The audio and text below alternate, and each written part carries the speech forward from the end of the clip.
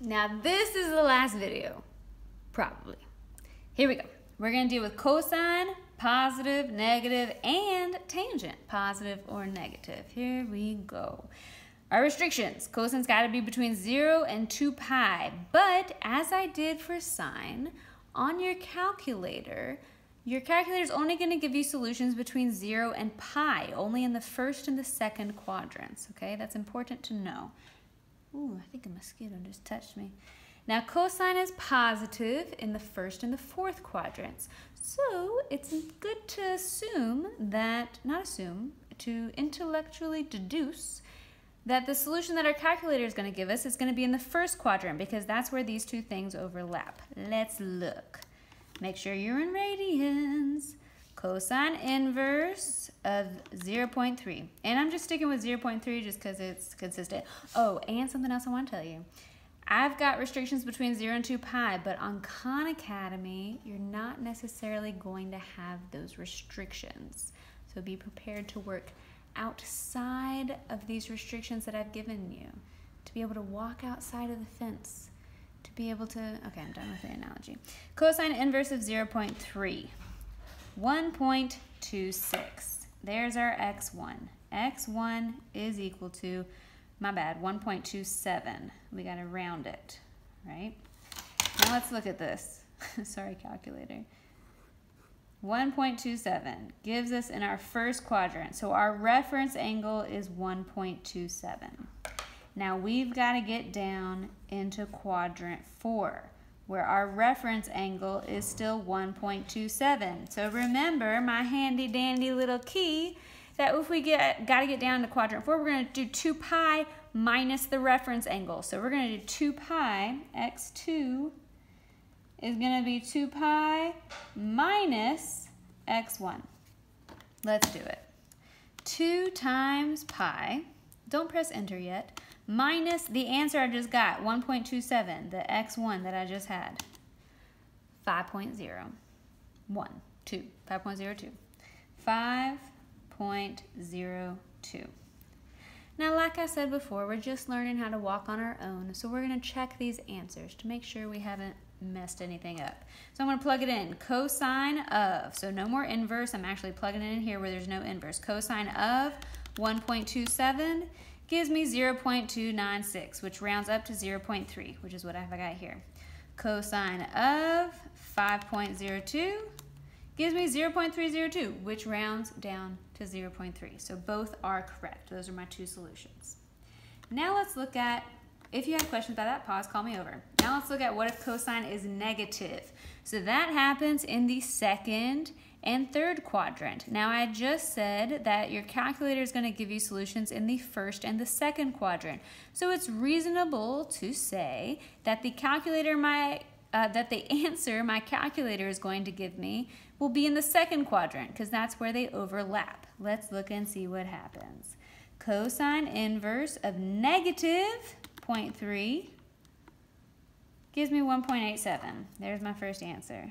x1 is going to be 1.88. Got to round that up. That 5 rounds it up to an 8. Now let's look at where that is. So this entire angle is 1.88. That is not my reference angle. Sure, it connects to the x-axis, but it is not acute. What I need, let's do green. What I need is this angle, my little reference angle here, the little acute angle. So before I can figure out x2, I've got to figure out what my reference angle is, right?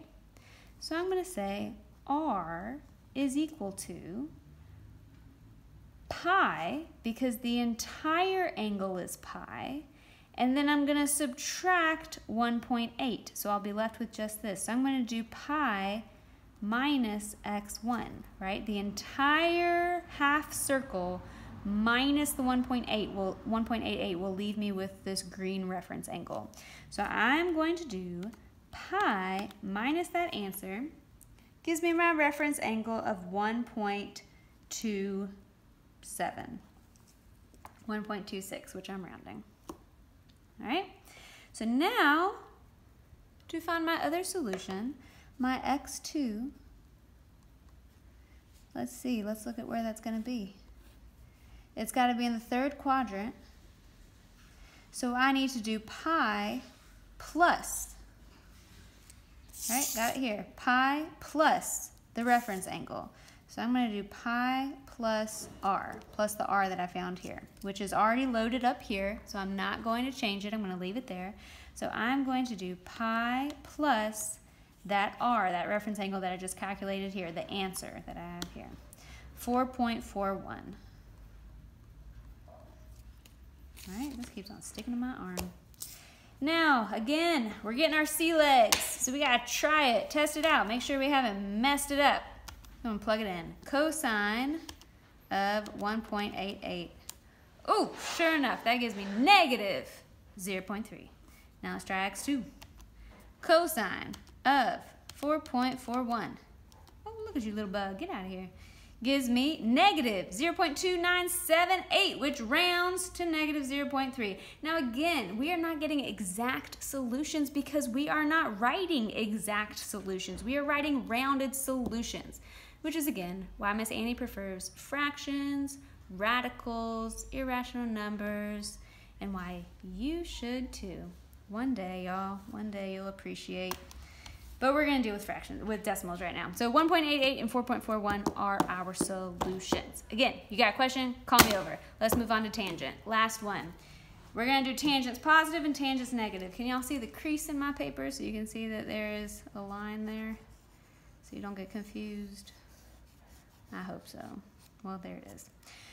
All right, tangent is positive. Whoa, a bug just flew past me so fast. I got to close the windows. Tangent is positive. Let's look at where that happens. Positive here and here. Now I've drawn over here where your solutions are going to be on your calculator between negative pi over 2 and pi over 2, just like sine. So similar. Just like sine and tangent are the only even functions. I hope you all remember what that means. If you don't, you better go back, scroll down Google Classroom. Just scroll, keep on scrolling until you figure it out what it means. They're the only even functions. And similarly, they have the restrictions between negative pi over 2 and pi over 2 on their calculator. So my calculator is only going to give me solutions in these two quadrants, and again, if it's in the fourth quadrant, it's going to be negative. Now, since tangent's positive, I'm looking at the first and the third.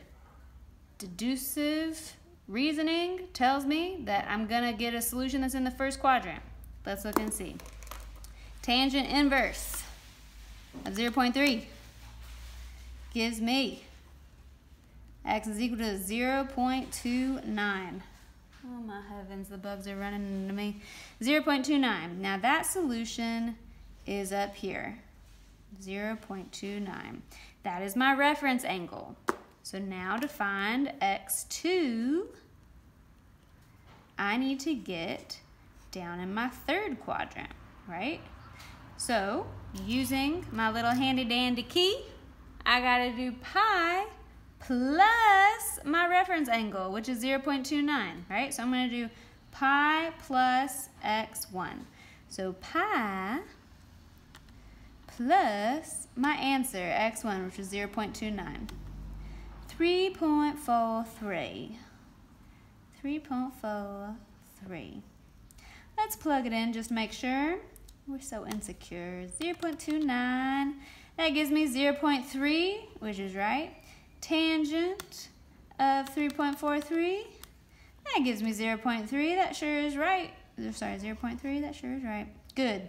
Now let's look at when tangent's negative, the last little doozy. Ooh, can y'all hear that baby crying? Oh, heavens. Tangent of x is equal to a negative number. Now, when tangent is negative, we are in the second and the fourth quadrant. Now remember, your calculator is going to give you first and fourth, but if it's in the fourth, it's going to be negative, and I need it to be positive because of my solution. So it's likely that my calculator is going to give me some negative answer. Let's see what happens. Tangent inverse of negative 0.3 That gives me negative, oh, I should do black, shouldn't I? Because this isn't going to be our real solution. X is going to be equal to negative 0.29, right? Now this is actually our reference angle. Now in the last video I said that I should have written that the reference angle's got to be positive. But I think that's clear when I say that the reference angle has to be acute, because acute means it's got to be between 0 and 90 degrees, 0 and pi over 2. So it needs to be positive. So my reference angle is actually equal to positive 0.29. Yeah, I guess I should have done that in green because that's been my reference angle theme throughout. My reference angle is 0.29. Let's look at where that is. So negative 0.29 puts me down here. So my reference angle is 0.29. Now I actually need the positive version of that angle. So to get into that fourth quadrant, I'm going to do 2 pi minus 0.29. So my x1 is going to be 2 pi minus my reference angle. Here, it's already negative, so I'm going to do, not shift, just regular, 2 times pi, and I'm going to do plus because it's already a negative here. Plus a negative will be minus. My answer, 5.99.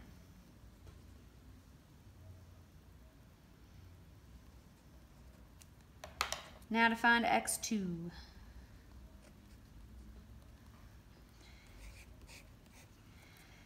I've got to get over in the second quadrant. Again, my reference angle is 0.29. And using my handy dandy key, I need to do pi minus my reference angle.